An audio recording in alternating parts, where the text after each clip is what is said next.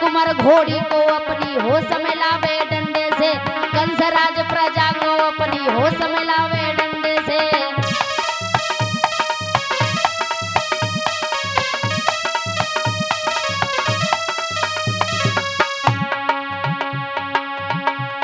जब कोई किसी की नहीं माने तो हाला मानी जाए डंडे से, दुई अंगुल की पकड़ा पकड़ी पांव जमावे डंडे से, कंस राज प्रजा को अपनी होश में लावे डंडे से, राजकुमार घोड़ी को अपनी होश में लावे डंडे से।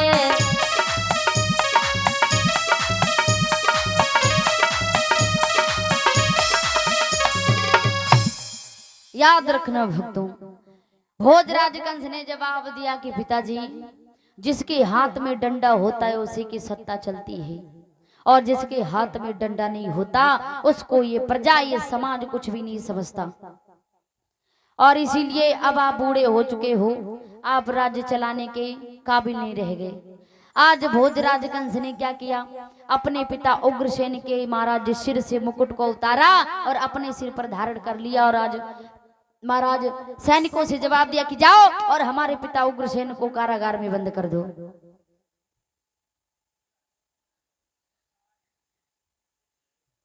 पंडित जी चौंक गए। याद रखना भक्तों, उसी समय आज महाराज उग्रसेन को कारागार में डलवा दिया, और ये भोजराज कंस जो था ये आज मथुरा नगरिया का राजा बन गया, मथुरा नगरिया का राजा बन गया है। और इसने क्या किया, आज पूरे राज्य में ऐलान करवा दिया कि कोई भी हवन यज्ञ पूजन करता हुआ मिल गया तो उसे कारागार में डाल दिया जाएगा, कोई मस्तिष्क पर तिलक लगाए हुए मिल गया तो उसे कारागार में डाल दिया जाएगा, और कोई भगवान का नाम लेता हुआ मिल गया, मंदिर में पूजा पाठ करता हुआ मिल गया तो उसे कारागार में डाल दिया जाएगा।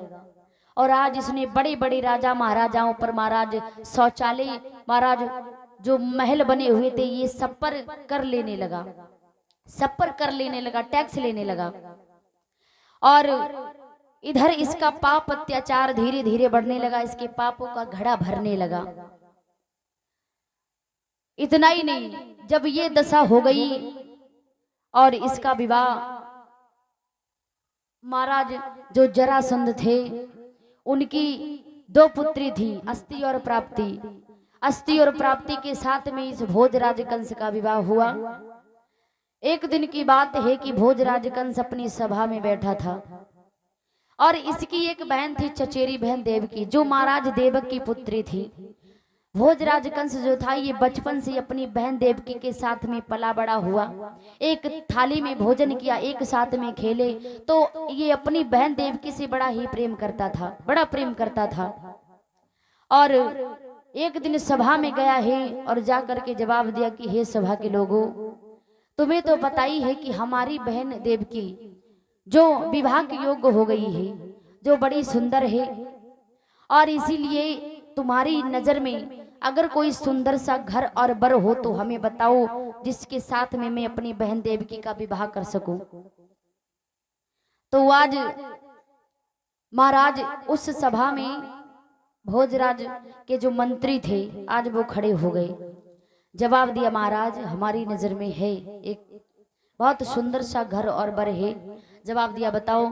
कहने लगे कि महाराज सूरसेन के बेटा वसुदेव जी जो सौरीपुर के रहने वाले हैं, आज उनके साथ में आप अपनी बहन का विवाह कीजिए, जो बड़े ही अच्छे राजा हैं, और उनके महाराज एक नहीं और भी पत्नियां हैं। उसी समय आज महाराज वसुदेव के साथ में भोजराज कंस अपनी बहन देवकी का विवाह करने के लिए तैयार हो गया। देवकी के विवाह की महाराज तैयार हो गया तो उसी समय महाराज वसुदेव जी को एक पत्र लिख करके भेजा कि हम अपनी बहन देवकी का विवाह आपके साथ में करना चाहते हैं।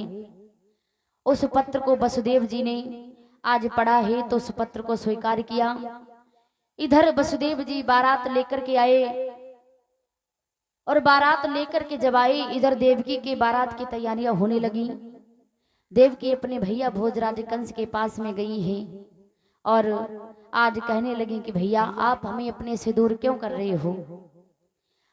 तो आज भोजराज कंस समझा करके कहने लगा कि बहना, हमें ये तो नहीं पता कि ये परंपरा किसने चलाई कि हर एक बेटी को अपना घर छोड़ करके पराए घर जाना ही पड़ता है। इसलिए मैं ये तो नहीं जानता कि ये परंपरा किसने चलाई। इसलिए बहना, तुम्हें दूसरे के घर जाना ही होगा, क्योंकि ये परंपरा चली आई है कि अपना घर छोड़ करके एक कन्या को पराए घर जाना ही पड़ता है।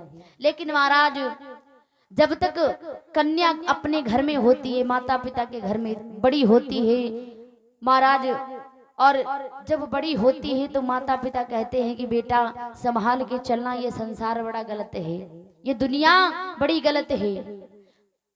तो महाराज, क्योंकि तुम्हें पराए घर जाना है, अपने घर में रहती है तब ये सुनने को मिलता है कि संभाल के चलना, क्योंकि तुम्हें पराए घर जाना है। और जब ससुराल में जाती है बारात होकर के, तो जब अगर घर में थोड़ा सा झगड़ा हो जाए तब भी सास ससुर यही कहते हैं कि अरे ये तो पराए घर से आई है। इसीलिए कहते हैं कि बेटी का अपना घर कोई नहीं होता, ना ही अपना ससुराल होता है, ना ही अपना मायका होता है। मायके में रहती है तब भी यही सुनने को मिलता है कि तुम्हें पराए घर जाना है, ससुराल में जाती है तब भी लोग यही कहते हैं कि ये तो पराए घर से आई है। इसीलिए देखा जाए तो बेटी का अपना घर कोई नहीं। और इसीलिए हम कुछ लोग ऐसे हैं जो महाराज बेटा और बेटी में भेदभाव करते हैं, लेकिन ऐसा नहीं करना चाहिए, क्योंकि भगवान ने बेटियां भी बनाई हैं और बेटे भी बनाए हैं। बेटियां कहीं घोड़े से उठ के नहीं आती महाराज। इसीलिए आज जो बेटे नहीं कर पाते वो बेटियां कर जाती हैं। देखिए आपके महाराज क्षेत्र में रानी लक्ष्मीबाई को आज अंग्रेजों से लड़ करके महाराज खून की नदियां बह गई, ऐसी हमारी बेटियां हुई हैं। इसीलिए कमजोर मत अपने आप को समझो, क्योंकि अगर कमजोर समझोगे तो कमजोरी का ये दुनिया वाले फायदा उठाएंगे। इसलिए ये मत समझो कि हम कमजोर, ये समझो कि हम भी किसी लड़के से कम नहीं है। इसलिए महाराज कहते हैं कि बेटियां कभी कमजोर नहीं होती, और बेटियों में जो भेदभाव करते हैं ये गलत है। बेटियों में भेदभाव नहीं करना चाहिए, जैसी बेटियां हैं वैसे बेटा भी है। और कहते हैं कि जिस घर में बेटियां नहीं होती उस घर का आंगन सोना रहता है। आज महाराज इसीलिए देवकी जो थी अपने भैया कंस से कहने लगी कि भैया आप हमें अपने से दूर क्यों कर रहे हो।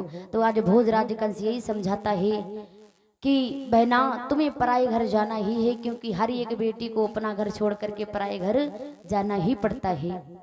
उसी समय देवकी के विवाह की तैयारियां हुई, देवकी का विवाह हुआ, और जब विदाई होने का समय आया तो देवकी जो थी वो अपने भैया कंस से आज विदाई मिल रही है। किस प्रकार से